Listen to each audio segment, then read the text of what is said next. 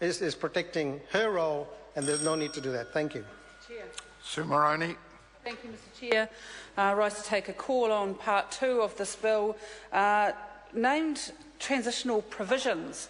And I guess it would be no surprise to anyone who's been following this debate before the dinner break that the only transitional provision that the Labour Party thinks should be in this bill is the one that actually sees the Families Commission out of business, because we do want to not have the Families Commission. We don't think it's doing the job that it was set up to do. We think it's become very politicised. We think that it hasn't done the job that families would expect it to do, advocating for their interests and doing that independent of government.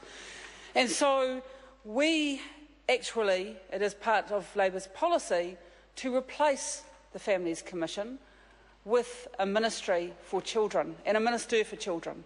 And I think that is the correct thing to do, because one of the things that the transitional provisions do here is that they are transitional provisions which take the Families Commission from being the way it was set up under Labour, which was an advocacy body, was one that was there to represent the interests of families, and transitions it to this new beast created by the national government, which is diminishing its advocacy role, now doing it formally, because we think that's happened informally under this government anyway, but now quite formally diminishing its advocacy role and giving it some research responsibilities that we believe properly belong in a very, very well-resourced department like the Ministry of Social Development, because that is the organisation that has the capability, the capacity, and should have the responsibility, actually, to be providing the sort of research that is now surreptitiously being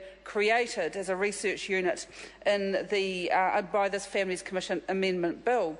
So the only fit and proper transitional provisions that we would be able to support as a party would be the one that sees the Family Commission fold in favour of a children's ministry, because that is where some decent work would in fact be done that would be advocating the interests of families. Because, as I said in my speech on part 1 of this bill, actually the reality is that even before we were debating this amendment bill, that this commission has been hamstrung. It's been politically hamstrung from advocating for families properly. And so, therefore, what is the point? What is the point of actually having a Families Commissioner who will, under Part 12, cease to be called the Chief Families Commissioner and renamed the Families Commissioner to hold the office of chairperson? What is the point of having that person in that office if they can't even back up a report done by their own commission supporting the extension of paid parental leave? What is the actual point of fiddling around, changing the title of this person, when really their whole purpose has become defunct under the current government's regime and the way that they have treated this commission and have disabled it from doing its core function? I also want to point out in debating part 2 that the National Party have taken the title of Families Commission far too literally. If they're going to have some transition provisions, then maybe what they should be considering is ensuring that it's not the families of National Party MPs and National Party Cabinet Ministers in particular who are appointed to this commission, who get to carry the title of currently Chief Families Commissioner, but to be renamed the Families Commissioner. The Deputy Chief Families Commissioner is to cease to be called that, and they are instead going to be called a Commissioner. And the Commissioners cease to be called Commissioners, but get to be called members of the Commission.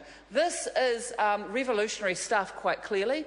Can't understand what the revolution is that's taking place here, but it's seen fit to take up parliamentary time with the National Party changing these titles as they transition the Families Commission from even pretending to have an advocacy role for families and asking that commission to take on, with very small resources, the sort of research capability and capacity that really should sit with the Ministry of Social Development. So, Mr Chair, Just as we did with Part 1, we will be opposing these transitional provisions because they don't transition this Commission to anything useful on behalf of New Zealand families.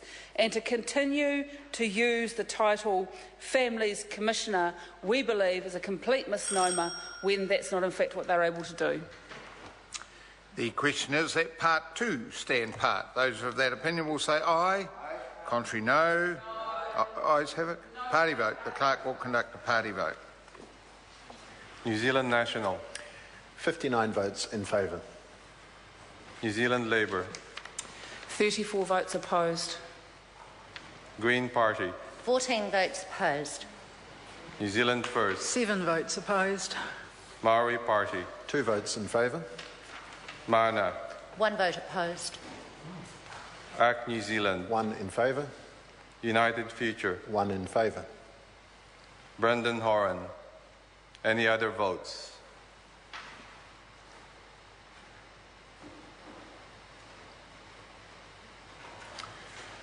Ayes are 63, noes are 56. Part 2 will stand part. Members, we come to the debate on clauses 1 and 2. I'll give Jacinda Ardern the call. Thank you, Mr. Chair. It's my pleasure to